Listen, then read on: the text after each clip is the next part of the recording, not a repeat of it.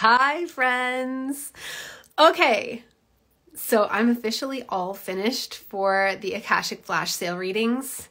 I just finished and it feels amazing to be all done, but also that was so much fun and it was such an incredible honor to meet all of you who were able to sign up for that flash sale, whether I was meeting you again or whether I was meeting you for the first time. It's just the fucking best party ever. You guys are amazing. You're such amazing souls, and I feel massively blessed to have had the opportunity to spend 60 minutes with so many of you and explore your Akashic records.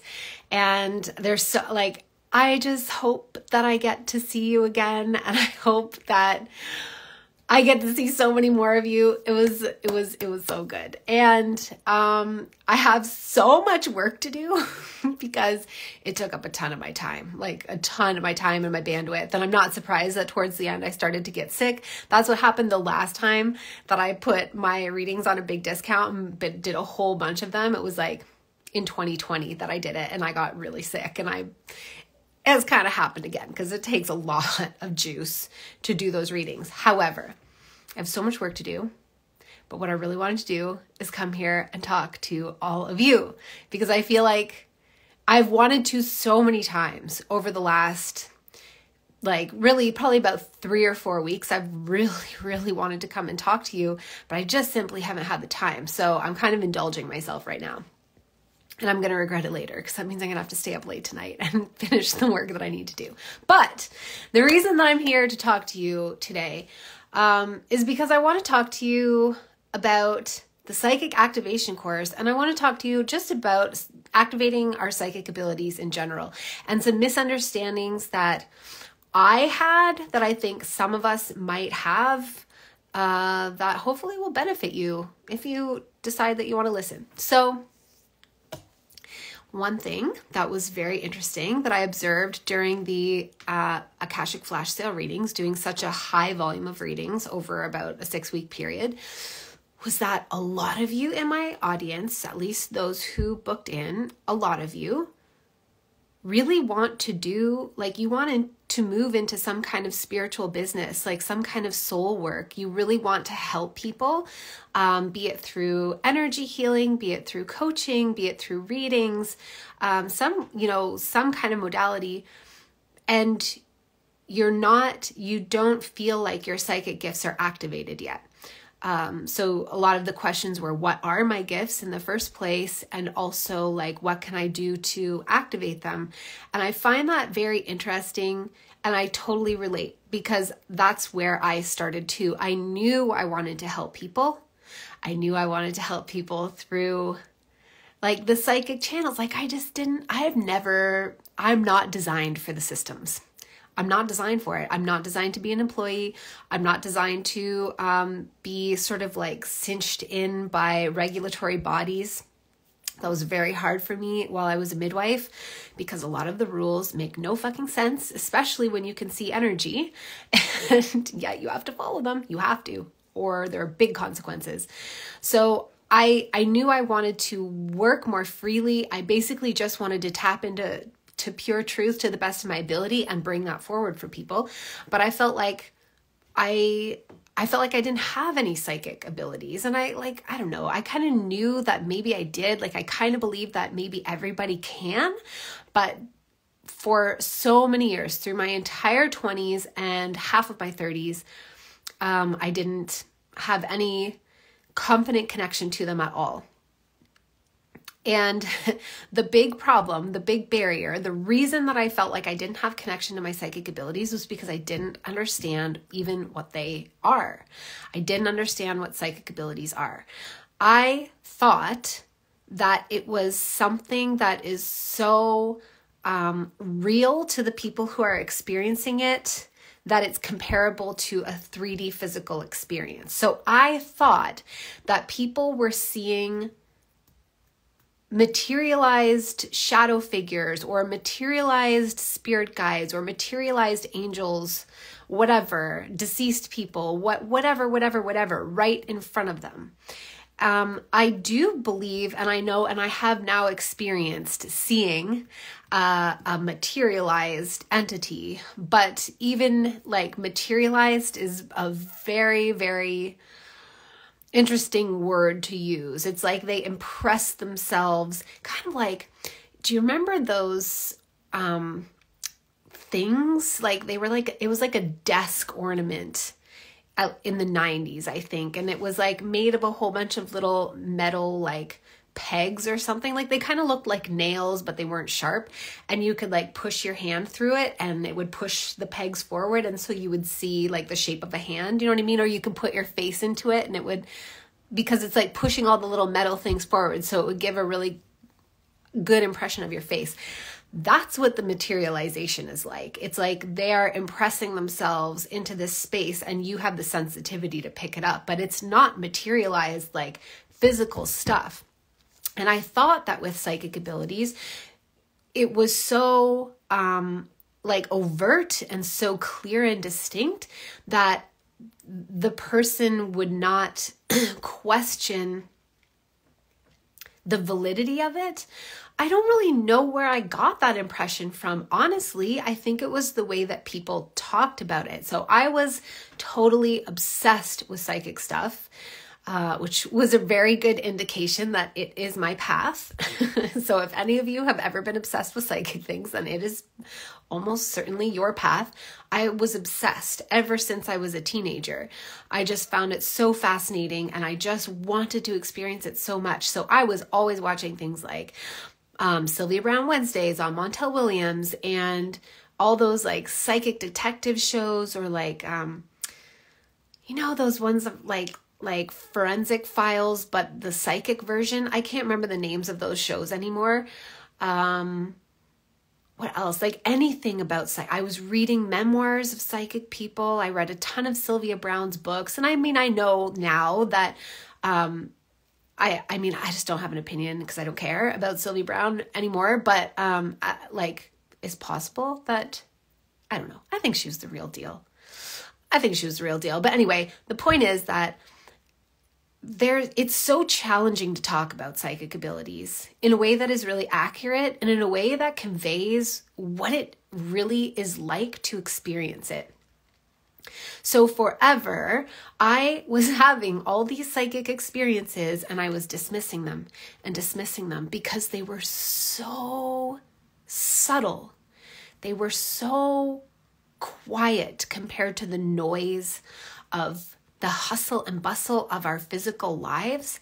They just felt like a little thought that just came into my mind and then like, was gone. If I didn't catch it and realize what it was and know how to bring it down and anchor it into this reality and like make sense of it quickly and follow through on it, it just would come and it would go. And I was getting, like, in hindsight, I look back, and I know I've said this on the podcast so many times, but it just kind of makes me laugh that I thought that I wasn't psychic for years, for a decade and a half. I thought I wasn't psychic. When I look back, I'm like, you were having so many psychic experiences, but I didn't know that's what they were. I literally didn't know. And I think that's the case with so many of you. And I feel pretty confident about it now, having done so many Akashic readings in such a short period of time, that I can feel, so when I'm doing a reading, I can feel into you and I can feel like, oh, you're psychic as shit. Some people are more than others. Of course, it's kind of like some people are really good at playing basketball.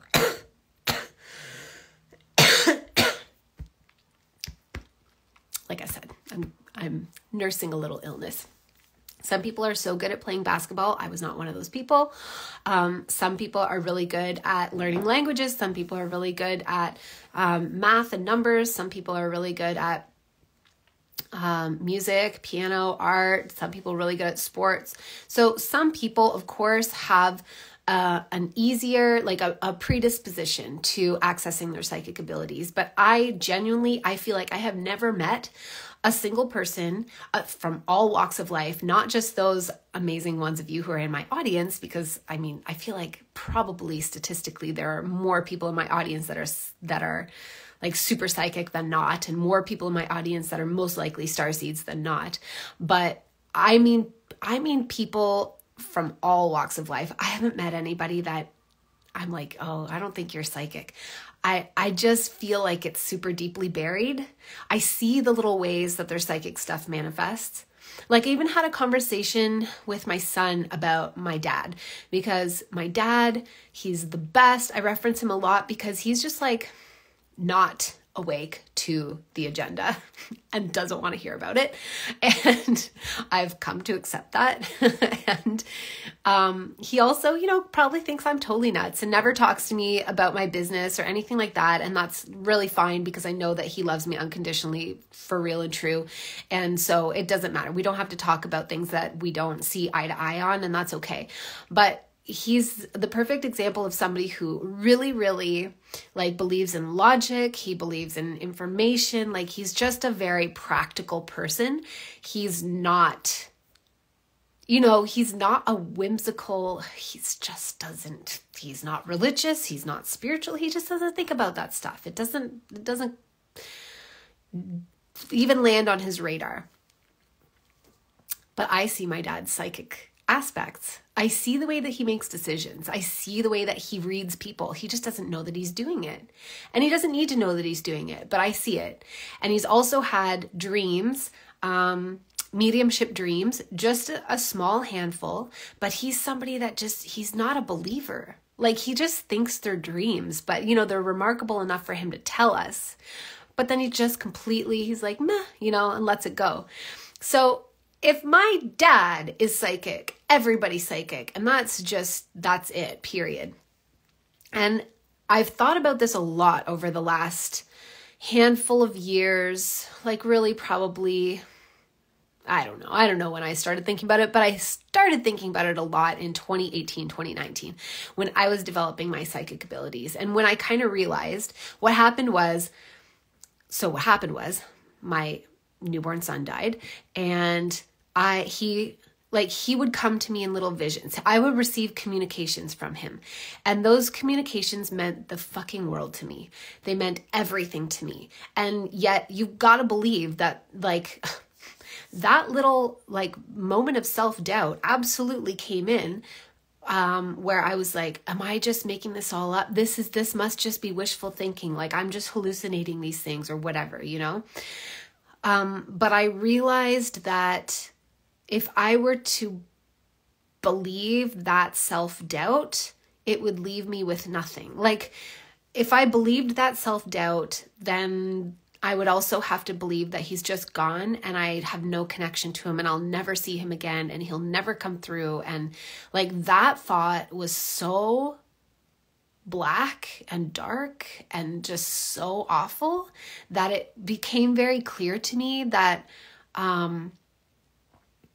the power of my ability to choose to believe in the messages I was receiving. And that was a big moment for me because I realized fuck, this is how it is for everybody with psychic abilities. And also every time we get that intuition that something can go well for us or whatever, our psychic abilities, for some people I know who are super, super activated, especially as children, it feels like they're imposing themselves on us.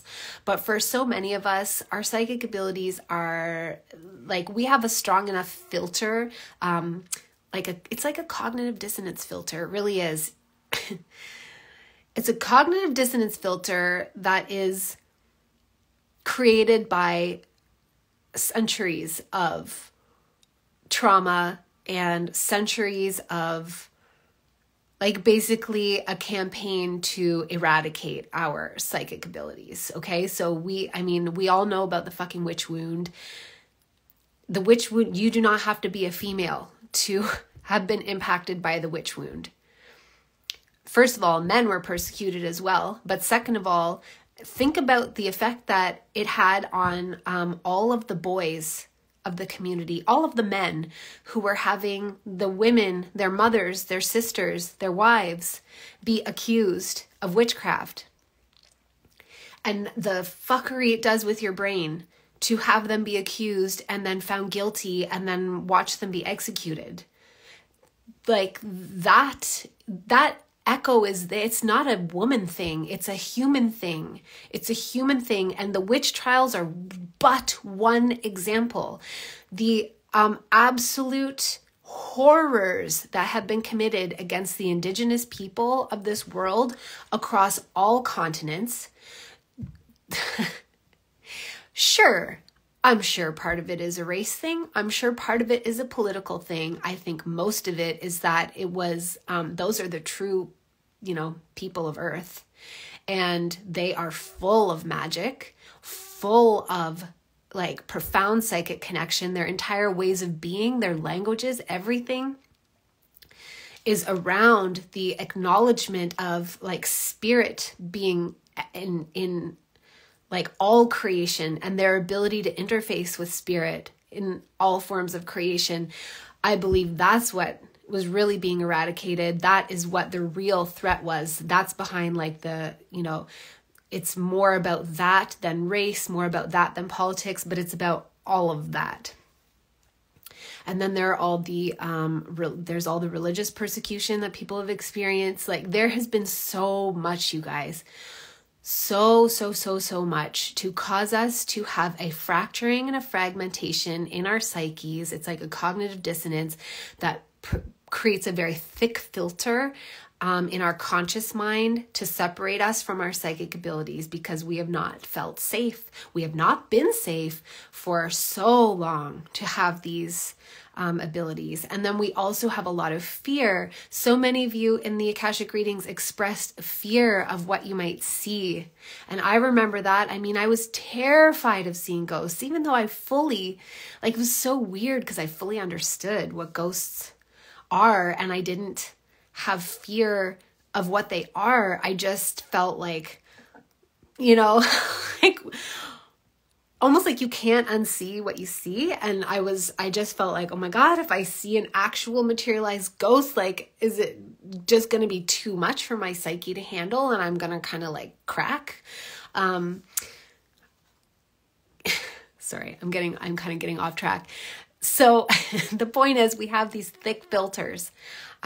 It's a cognitive dissonance. It's our conscious mind that's created a thick barrier that causes us to filter this information out, but it doesn't, we still have access to it. It's around us all the time. Psychic information is around us all the time.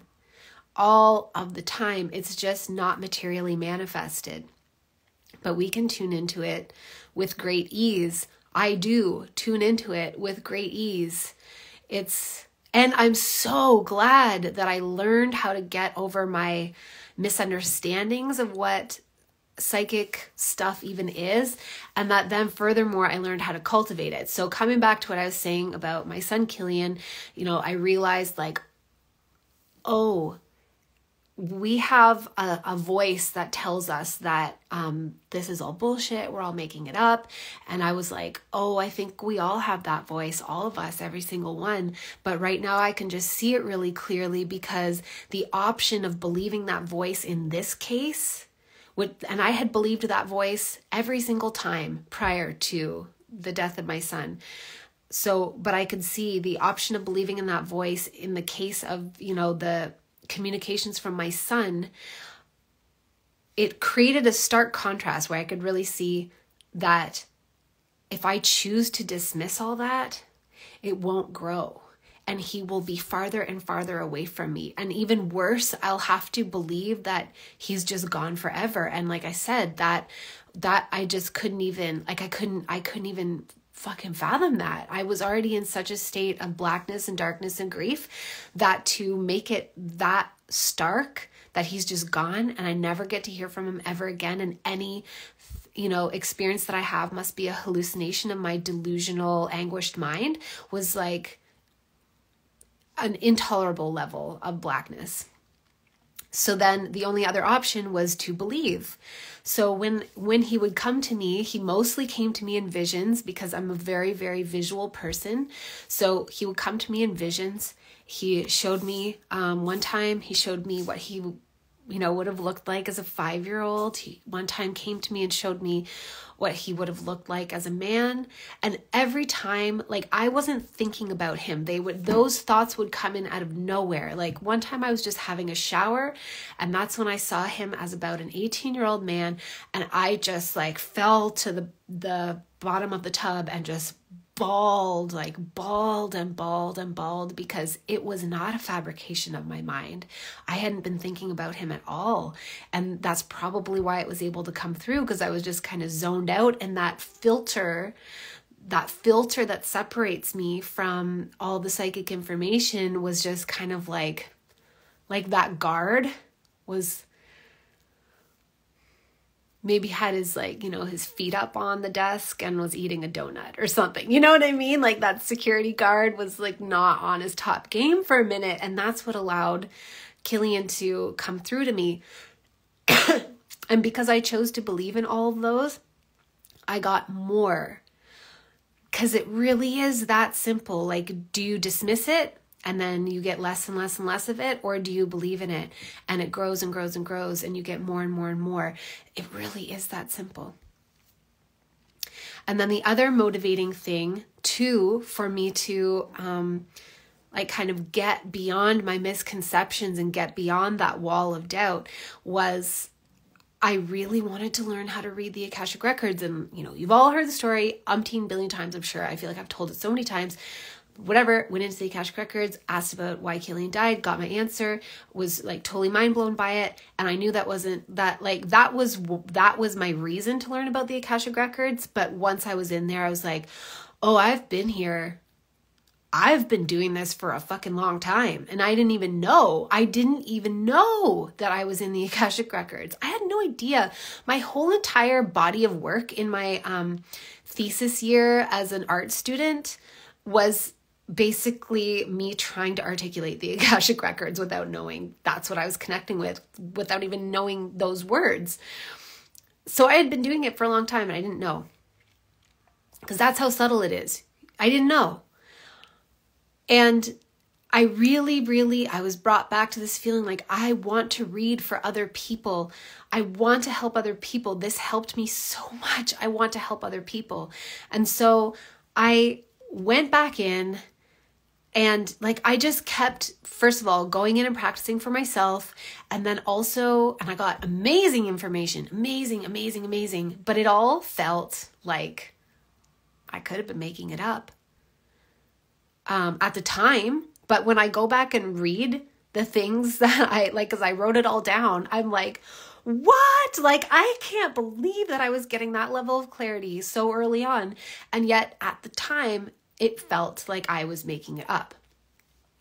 But the thing that really showed me that I wasn't making it up was my willingness to practice on other people. So I was also having a ton of other experiences at the time. I was suddenly having plant spirits talk to me, which I had never had before. Totally having crystals talk to me, which I can still talk to crystals. Plants, no, I'm not so good at. It's a me thing. Crystals, I can totally talk to. Animals, I wouldn't go so far as to say that I'm a gifted animal communicator, but I can talk to animals. Animals really love me. But I was having those kind of experiences. Plus I had always been a baby whisperer. All kinds of people have called me that. It's not like I just walked around telling people I was a baby whisperer. People would always be like, you're a baby whisperer. And it's because I can communicate with them psychically because they're nonverbal and they don't have umpteen billion walls. And I just love them so much that I put my walls down. So I was having a lot of psychic experiences, but all of those were still kind of very internal. They were within me. So I didn't really have validation per se that they are real until I started practicing reading other people, which I don't like. You don't have to read for other people. There's so many ways that we experience psychic things beyond reading for people, but that's what my interest was. And that was where I got the practice that really made a big difference. And I got so much validation that I realized that, oh my God, I've been doing like the whole time that I thought that I wasn't psychic. I have been psychic the whole time, the whole entire time. I just didn't realize it's like a whole different language. It's just a different language. And it is not something that you can process mainly with your left brain. Now, the way I experience my brains, my left brain and my right brain, I'm a right brain dominant person, which I think is what allows me to catch the storyline or catch the meaning and decode psychic information more easily than somebody who's very left brain dominant. But just like everybody else who went to any kind of like traditional schooling system, I was 100% trained to be in my analytical left brain when trying to like approach this and understand it. So it's not a left brain thing, okay? It's not. And if you're getting discouraged about your psychic abilities because you think that it should be, I don't know, like for example, if you're really worried about getting it right and not getting it wrong, and that's a big thing for you, that's left brain shit. It has no place in learning to speak the language of your psychic self. I mean, that's really what this is. That's what I'm trying to impart, is that your psychic self exists. It wasn't eradicated by all those motherfuckers that tried to do it to us, who tortured us and murdered us through many, many, many generations, caused us to levy accusations against each other. For all of us that witnessed others being tortured and murdered for having psychic abilities, like that is an Akashic imprint that is still there, and it's painful. Yet they did not succeed at eradicating the truth of who we are. They did not eradicate our psychic selves. It speaks a different language than your conscious, logical, left brain mind. And that's the thing. That's why it can feel so hard to learn. That's why it can feel so hard to learn how to harness your psychic abilities, why you can think that you don't even have them when you actually do. It's just like we are not trained to access and interface with that part of ourselves. Plus, we have all this bullshit programming about the imagination and how it's kind of framed like it's kind of like a childish, self-indulgent whimsy.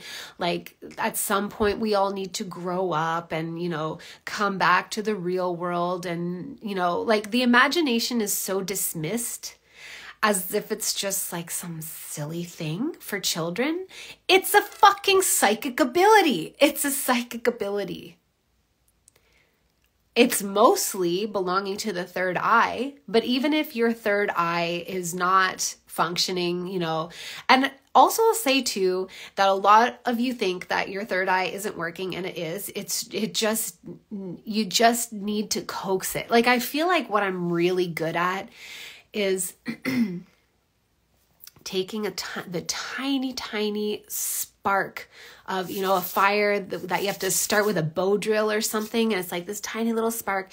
And then you transfer it to a little nest of wood shavings that you made. And you have to blow on it like it's so precious.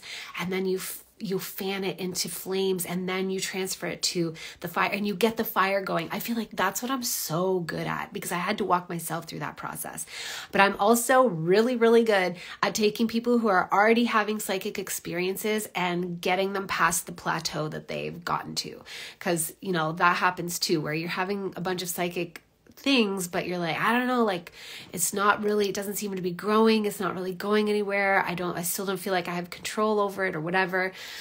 I can see where you're getting snagged up and how to break past that barrier. But yeah, we it's a whole different language. We've been trained to be overly identified with our logical left brain, which is tasked with processing data. And that's a very, like, I love our left brain. I love my left brain. Thank God. As somebody who has been like right brain dominant my whole life, the more I balance between the two sides and like I develop my left brain, I'm just so thankful. So I'm also not trying to paint our left brain as being a bad thing. It's so important. I love our left brain, and that's not the language of our psychic abilities. It just isn't. So if you're trying to, you're like, oh, what if I'm getting it wrong? You're thinking about it through your left brain. Your left brain doesn't even know how to speak that language.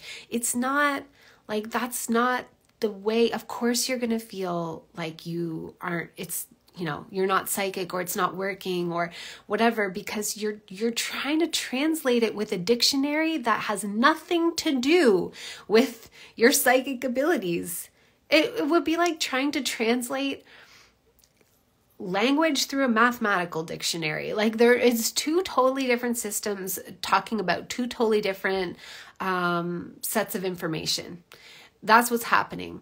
And then a lot of people, like, I spent a lot of time also trying to develop my psychic abilities based on, certain books and like exercises that were shared in books. And some of them were really, really good, very influential for me. And some of them were just not good at all. And the ones that were not good at all were ones that were based on like anything that puts you into a guessing frame of mind. Guessing is left-brained, and it's not your psychic abilities. Psychic abilities don't involve guesswork.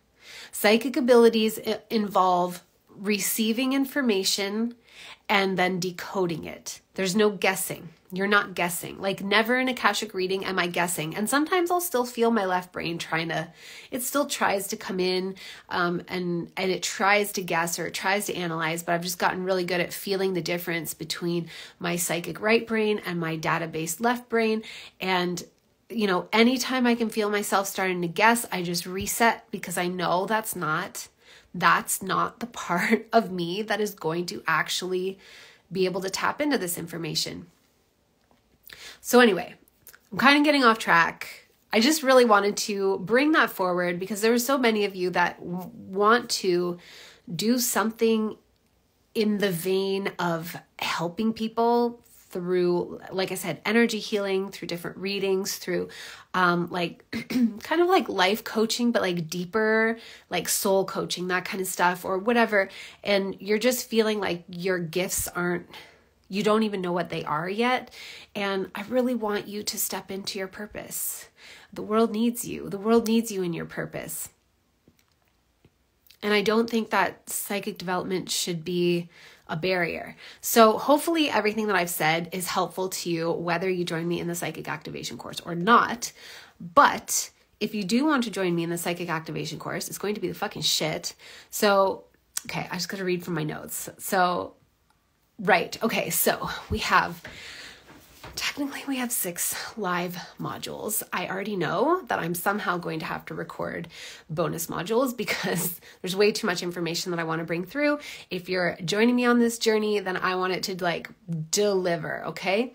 But we're going to talk about, what psychic information even really is, and what I mean when I say it's all around us and how we access it, and basically like teach you how to flip into the state of mind that you need to be in order to access psychic information. And no, it doesn't take 60 minutes of meditation every day to do it, but there's a reason that everybody always touts meditation. It's because if you do not create the silent space for this subtle, quiet information to come through, you won't hear it. This 3D world is way too noisy, and it will crowd it out almost every time.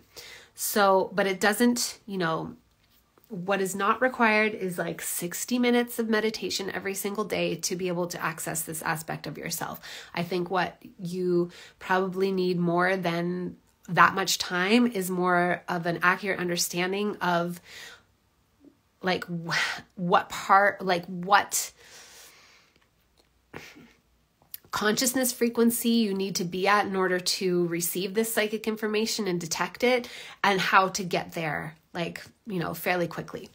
And we're also going to talk about discernment and self-protection and grounding, because those are super, super important. And I would be so remiss, it would be so irresponsible of me if I do not talk about that in a way that does it justice. But I think I talk about it in a way that is way more interesting than I used to feel like it was when I was at the beginning of my journey. I was always like, grounding, I don't want to be here. I want to be up in the ethers. But I tell you what, you can't actually go up there unless you ground. That's the hilarious part of it all. So you got to fucking learn grounding, and I'll teach you how.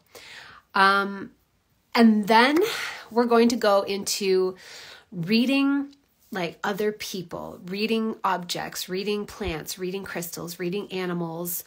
We're going to go into telepathy. We're going to go into mediumship, and just that whole level of our psychic abilities.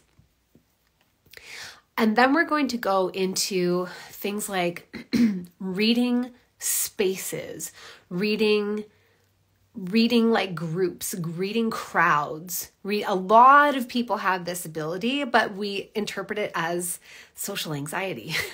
But actually, it's your ability to read a group. Like, if you go into like a shopping center or a mall and you're a really sensitive person, and all of a sudden your stomach is just like, sometimes when I go into Walmart, that's how I feel, just like,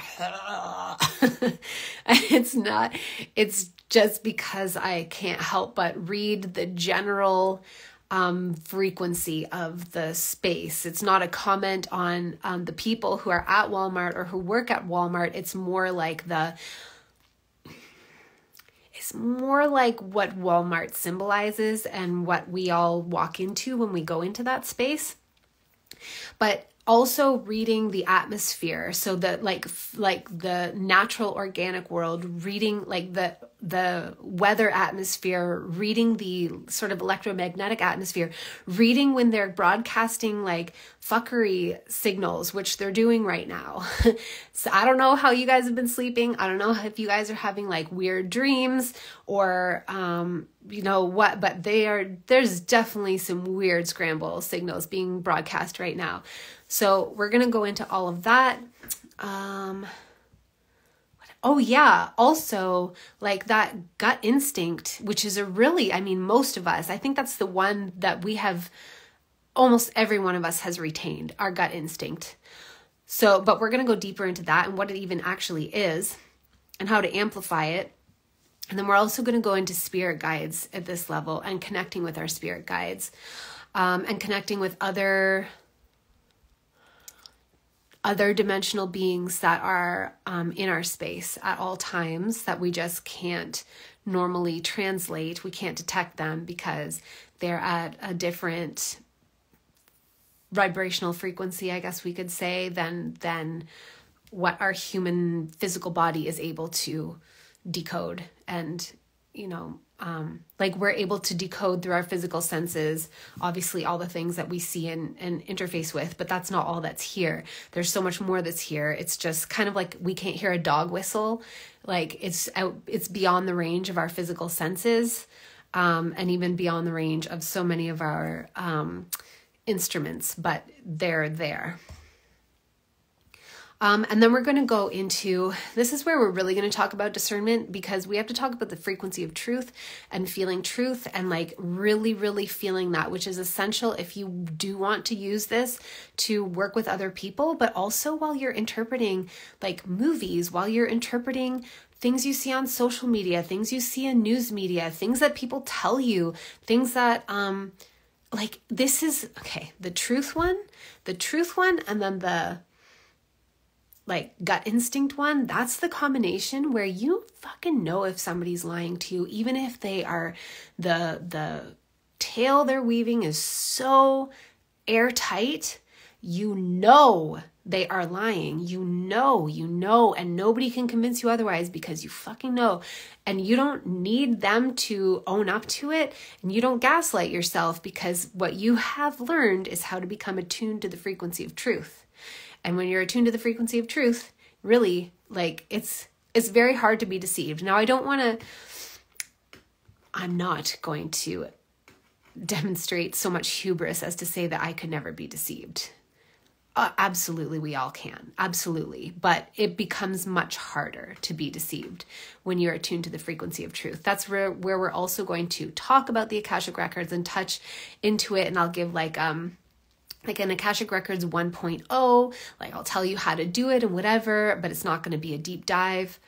And then we're going to go into channeling and sound healing and vocal healing and light language. And we're going to go into what I call oracling. So being able to like see through timelines, past, present, and future, on behalf of the collective, on behalf of yourself, on behalf of others. And then we're going to go into kind of the realm of receiving downloads, tapping into fields of consciousness. This is also where we connect with like galactic beings, higher dimensional beings, etc., etc. Also, this is where we connect with, like deeper earth body beings, like earth intelligence, all that kind of stuff. So those are the things that I feel qualified to share and teach on, because they're all things that I can do. There is obviously so much more to the psychic world than that, but I'm not going to teach you something I don't know how to do. That would be fraudulent, and that's not what I'm about. So it's going to be absolutely amazing. I am really, really excited for it. It starts on November 7th, which is a Tuesday. There are live calls, which you do not have to attend. You can watch the replay and get everything that you want out of it. You get lifetime access. You also get all of the modules from the first time I ever created this course, which is like a whole other course unto itself. Like, this is all new information. This is not the stuff that I talked about in 2021 when I first ran the Psychic Activation course. This is all new stuff. And you also get 7 chakra activations. So it packs a punch. It's a lot of information. I am so thrilled. I'm so excited about all the people who have joined. I'm so excited about all the people that are going to join, and it's going to be a blast. Okay. That's what I got for you today. If you want more information about it, the link is in my bio, the link is in my stories, all that. But you can also just comment the word psychic, like in this, on this. It'll be a reel once it's posted. You can just comment the word psychic, and I'll send you a message with the details and the information. But thank you for listening. I hope this serves you. I hope this inspires you to realize that you absolutely do have psychic abilities. You do. It's just about training yourself to start to speak their language, and training yourself to not dismiss it all because it doesn't feel the same as the physical experiences that we have. That's a really big difference. It was a really big misunderstanding for me. It's always going to be quieter. It's always going to be much more subtle, but it's always going to be there. You just have to kind of catch it and like validate it for yourself. And especially act on it whenever there's something to act on. That's a really big key. So you can activate your psychic abilities. You're amazing. Please do so. Please step into your soul path and your soul service work. The world needs you. I love you so much, and I will catch you next time. Mwah. Bye.